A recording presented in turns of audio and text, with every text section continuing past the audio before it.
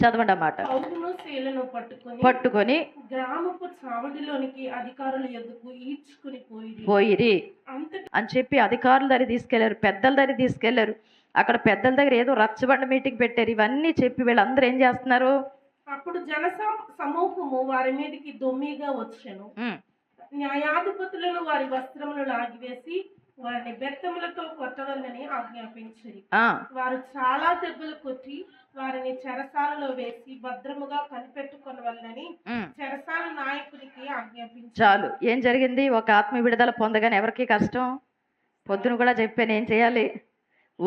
ఒక్క ఆత్మను విడిపించారు, ఒక ఆత్మను రక్షించారు. మొత్తం ఊరంతా ఒక్కటైపోయి జరిగింది ఏంటో తెలిసి ఏదో తప్పు చేసినట్టుగా, ఏదో పొరపాటు చేసినట్టుగా పెద్దల దగ్గర నిలబెట్టారు. ఈడ్చుకొని వెళ్ళిపోతున్నారట, కొడుతున్నారట, చాలా దెబ్బలు కొడుతున్నారు. తిట్టేవాళ్ళు తిడుతున్నారు, కొట్టేవాళ్ళు కొడుతున్నారు, భయంకరమైన హింసలు పెడుతున్నారు. వాళ్ళని హింసలు పెడుతున్న పౌలు ముందు ఒకే దర్శనం కనపడుతుంది. మాసిదోనియాకు వెళ్ళు, మాసిదోనియాలో సువార్త ప్రకటించు. అదే దర్శనాన్ని చూస్తూ నేను అనుకుంటాను, ఎన్ని దెబ్బలు కొడుతున్నా ఆ దర్శనాన్ని చూస్తూ దేవుడే వాళ్ళని పంపించాడు కనుక ఆ శక్తి చేత నింపబడి, ఆ బలము చేత నింపబడి ఆయన ఏం చేస్తున్నట్టు అలా చూస్తూనే, ప్రభా నువ్వు పంపించావు కదా, నువ్వే పంపించావు కదా అని అలా ప్రార్థన చేసుకుంటున్నాడు. దెబ్బలుగా అనిపించట్లేదు, ఒకటే అనిపిస్తుంది, నువ్వు పంపించావు. రెండోది, ఒక ఆత్మ చాలు. ఇక్కడికి వచ్చిన తర్వాత ఒక ఆత్మ రక్షించబడింది, అది చాలని దేవుడి వైపు చూస్తూ అనేక దెబ్బలు తిన్నా తను తీసుకెళ్ళి ఎక్కడ పడుతున్నారంట? జాగ్రత్తగా వినండి. ఒక్క ఆత్మ రక్షించబడితే కొట్టారు, తిట్టారు, అవమానపరిచారు. ఇది చాలదన్నట్టు తీసుకెళ్ళి చెరసాల్లో వేశారు. చెరసాల్లో వేయడం కాదు, చెరసాల నాయకుడికి అప్పగించారు. ఎంత మాత్రం కూడా వాళ్ళని బయటికి రానివ్వద్దని చెరసాల్లో వేశారు. భోజనం పెట్టట్లేదు, త్రాగడానికి నీళ్ళు ఇవ్వట్లేదు. చెరసాల చేత సంఖ్యలు వేసి బంధించి ఆ చెరసాల్లో పడేశారు ఒక్క ఆత్మ రక్షించినందుకు. మరి ప్రార్థన చెయ్యాలా వద్దా? సేవకుల కోసం విడుదల పరిచారంటే మాటలా? నేను అనుకుంటాను, చెరస కొడుతున్నప్పుడు ఆమె ప్రార్థన చేస్తుంటుంది, అవమానపరుస్తున్నాడు ఆమె ప్రార్థన చేస్తుంటుంది. వాళ్ళని చెరసాల్లో వేశారని తెలుసున్నప్పుడు ఖచ్చితంగా ఆమె ప్రార్థన చేస్తుంటుంది. ప్రభు వారు వచ్చుట ద్వారా ఇదిగో నేను ఈ విడుదల పొందుకున్నాను, ఈ సంతోషం పొందుకున్నాను, ఈ ఆనందాన్ని పొందుకున్నాను, ఎన్నడూ లేదు ఇది నేను పొందుకున్నాను. వారి కోసం ఈమె తప్పకుండా ప్రార్థన చేస్తుంటుంది. ఒక విడుదల జరిగినప్పుడు, ఇన్ని జరుగుతున్నప్పుడు, అవమానం వచ్చినప్పుడు, నిందలు వచ్చినప్పుడు, కొట్టేవారు కొడుతున్నారు, తిట్టేవారు తిడుతున్నప్పుడు, చివరికి చెరసాల్లో వేసి సంఖ్యలతో బిగించి ఆ లోపల ఉంచినప్పుడు ఇక చంపడానికి అన్నట్టుగా లోపల వేసేసినప్పుడు, జైలు అధికారి కూడా తిట్టి కొట్టి లోపల పడేసినప్పుడు చూడండి, ఒక పక్క రక్తాలు కారుతున్నాయంటే దేనికోసం? సువార్త ప్రకటించి ఆత్మలు విడిపించినందుకు. రక్తాలు కారుతున్నాయి, గాయాలు బాధలు వస్తున్నాయి, భోజనం లేదు, త్రాగడానికి నీళ్ళు లేవు, సంఖ్యలు ఉన్నాయి, బాధపడుతున్నారు, వేదన ఉంది. కానీ లోపలికి వెళ్ళిన తర్వాత ఇద్దరు ఒకటి అనుకుంటున్నారు, నాన్న ఎందుకు మనం కృంగిపోవాలి? ఖచ్చితంగా ఒక ఆత్మను విడిపించాం కదా, దేవుడే మన ఈ ప్రాంతానికి పంపించాడు. ఒక్క ఆత్మ విడుదల పొందింది. ఈ విడుదల వెనక దేవుడు ఏదో గొప్ప కార్యాన్ని చేస్తాడు. మనల్ని దేవుడు వాడుకొని వారిని విడిపించాడు. విడిపించడం ద్వారా మనకి శ్రమ వచ్చింది. ఈ శ్రమను బట్టి మనం కృంగిపోకూడదు. విడుదల జరిగింది, ఒక ఆత్మ రక్షించబడింది, మనకి శ్రమ వచ్చింది. ఈ శ్రమను బట్టి మనం కృంగిపోకూడదు. కృంగిపోతే ఏ కార్యం జరగదు. ఇప్పుడు మనం ఏం చేయాలి? ఒక ఆత్మ విడుదల పొందితే అక్కడున్న దురాత్మలన్నీ మనం లేకుండా చెయ్యాలి, మనం ఉండకుండా చెయ్యాలి. ఇక సువార్తే ప్రకటించకూడదు, ఏదో చెయ్యాలి, మనం లేకుండా చేయాలని చూస్తుంది కదా. మన దేవుని మహింపరచాలి. ఇప్పుడు ఏం చేయాలి చెప్పండి? మన దేవుని మహింపరచాలి, మన దేవుడి శక్తి ఏంటో మనం చూపించాలి. ఆ ఒక్క విడుదలతో ఆగిపోవడానికి వీల్లేదు. వారు ఒక్కరే విడుదల పొందడానికి, ఆమె ఒక్కరితే విడుదల పొందడానికి వీల్లేదు. చెరసాల్లో ఉన్నా కూడా ఇక్కడికి దేవుడు పంపించాడంటే ఆ దెబ్బలైనా, అవమానాలైనా, నిందలైనా ఏదైనా మన మేలు కోసమే.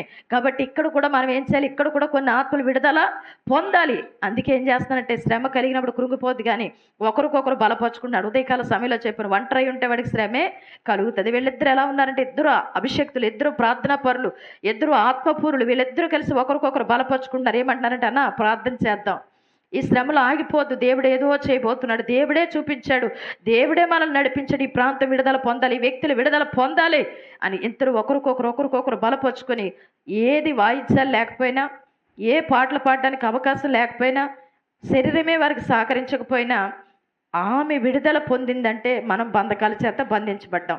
ఈ బంధకాల చేత మన విడుదల పొందాలంటే మనం ఏం చేయాలంటే ఖచ్చితంగా స్తుతించి ఆరాధించాలి. పరిశుద్ధ గ్రంథంలో ఉంది, మీకు సంతోషం కలిగితే పాటలు పాడండి అని. కానీ వీళ్ళకి సంతోషం కలగలేదా? కలుగుతుందా చూడడానికి?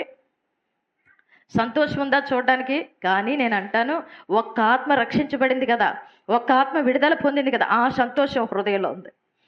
బైబిల్లో ఉందన్నమాట, మీకు సంతోషం కలిగినప్పుడు మీరు ఏం చేయాలి? పాటలు పాడాలి. మామూలుగా అయితే వీళ్ళకి కలిగిన శ్రమను బట్టి సంతోషం ఉండకూడదు. కానీ వీళ్ళ ముందు ఏమి నిలబెట్టుకున్నారు? ఒక్క ఆత్మ రక్షించబడ్డది, ఒక్క ఆత్మ రక్షించబడ్డది, ఒక్క ఆత్మ విడుదల పొందింది. ప్రభువా చాలయ్య మమ్మల్ని వాడుకున్న ఆ సంతోషంతో నిండిపోయి ఏం చేస్తున్నారంటే పౌలు శిలలు ఆత్మను ముందు పెట్టుకుని, ఒక్క ఆత్మే కాదు ప్రభువా, ఈ కష్టంలో నీ కష్టమైన ఏదైనా మాకు సంతోషమే, ఇంకా ఆత్మను విడుదల, మేము విడుదల పొందాలి, మా ద్వారా అనేకులు విడుదల పొందాలి ప్రభు అని ఇద్దరు కలిసి ఏం చేస్తున్నారంట? ఆరాధన చేస్తున్నారు. అంటే ఇప్పుడు బంధకాలు ఉన్నప్పుడు ఏం చేయాలి? చెప్పాలి. కొన్ని కార్యాలు జరుగుతున్నప్పుడు, కొన్ని చోట్లకి వెళ్ళి సువార్త ప్రకటన చేస్తున్నప్పుడు, కొన్ని శ్రమలు వస్తున్నప్పుడు ఏం చేయాలంటే ఆరాధన. హల్లెలూయా. ప్రార్థన చేస్తే కొన్ని ఆత్మలు విడుదల పొందినాయి, ఆరాధన చేస్తే వారికి విడుదల, అనేకులకు కూడా విడుదల వచ్చింది కదా. ప్రార్థన కంటే ఆరాధన చాలా శక్తివంతులు. ఇప్పుడు వీళ్ళిద్దరూ కలిసి ఏం చేస్తున్నారంట? పౌలు శిలలు కలిసి ఏం చేస్తున్నారు? పాటలతో ప్రార్థనలతో దేవాతి దేవుడిని ఏం చేస్తున్నారు? స్తుతించి గణపరుస్తున్నారు. ఆ మాట చదవండి. అయితే మధ్యరాత్రి వేళ. ఏ మధ్యరాత్రి వేళ ఎందుకు చేయాలి? చెప్పండి. మధ్యరాత్రి వేళ అంట. అయితే మధ్యరాత్రి వేళ జైలు అధికారి లేడు, ఇంటికి పోయాడు. అప్పుడు దాకా ఫోన్ చేసుకుందామని చూస్తుంటే ఈ దొంగలు తిరుగుతున్నాడు, నరహంతకులు తిరుగుతున్నాడు. ఇబ్బందికరంగా ఉంది ప్రతిదీ ఆరాధన చేసుకోవడానికి. ఎవరు మట్టుకాళ్ళు అందరూ సైలెన్స్గా ఉన్నారు, జైలు అధికారి కూడా లేరు. వెంటనే వీళ్ళిద్దరు ఏం చేస్తున్నారంటే మధ్యరాత్రి వేళ ఒకరికొకరు లేపుకొని ఇద్దరూ కలిసి ఆమెను విడిపించాం, మనం బంధకాల్లో ఉన్నాం.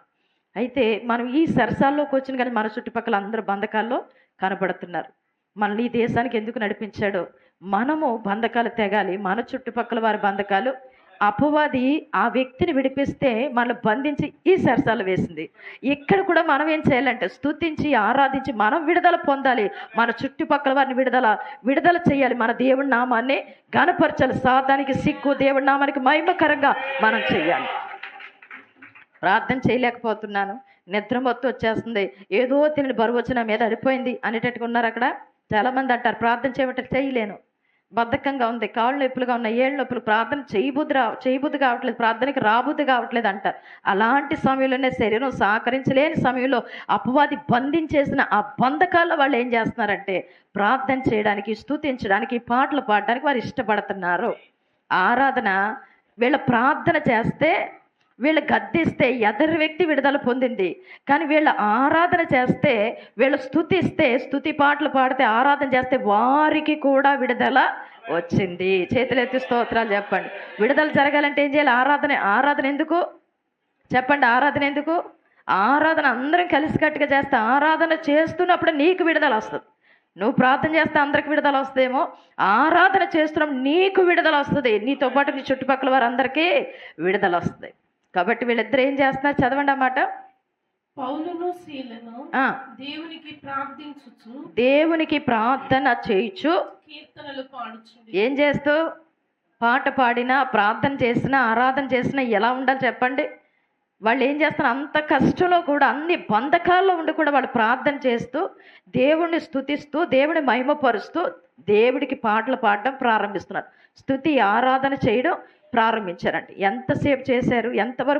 ఎంతవరకు చేశారంటే వాళ్ళు బంధకాలు ఊడేంత వరకు. ఏదో గంట వచ్చేయడం. చాలామంది ఆరాధన అంటే ఒక్క 10 నిమిషాలు చేస్తాడు, కూర్చుండిపోతారు. 10 నిమిషాలు చేస్తాడు, ఇంకా చాలే అన్నట్టు కూర్చుండిపోతారు. బాబు మేము చేయలేము, ఇంకా మాకు కాళ్ళు నొప్పులు, ఏళ్ళు నొప్పులు అని కూర్చుండిపోతారు. మరి వీళ్ళకి నీ కాళ్ళు నొప్పులు వచ్చేస్తున్నాయి, ఏళ్ళు నొప్పులు వచ్చేస్తున్నాయి, తలపోటు వచ్చేస్తున్నాయి అంటున్నావు కదా, మరి ఒళ్ళంతా గాయాలే, రక్తాలు గారుతున్నాయి, తినడానికి తిండిలేదు, తాగడానికి నీళ్ళు, ఎంతసేపు కొట్టారో ఏమీ లేదు, బంధకాలు ఉన్నారు, తెలియని ఊరు. మరి శరీరం సహకరిస్తుందా? నా శరీరం సహకరించట్లేదండి ఆరాధన అంటే అని కూర్చుని. మరి ఇక్కడ శరీరం సహకరిస్తుంది, వాళ్ళకి బంధకాల్లో ఉన్నారు. కాళ్ళు కదపడానికి లేదు, చెయ్యి కదపడానికి లేదు. ఒకవేళ ఇలా తిరిగినా గాయాలు నొప్పి పడుతున్నాయి, సంఖ్యలతో ఉన్నారు. అయినా కూడా వాళ్ళు ఏం చేస్తున్నారంటే ప్రార్థన చేస్తూ, స్తుతి ఆరాధన చేయడం. శరీరం సహకరించకపోయినా ఒకటే, వారిని విడిపించాం, మన బంధకాల్లో పడి ఉన్నాం. ఇప్పుడు మన బంధకాల్లో ఏం చేయాలి?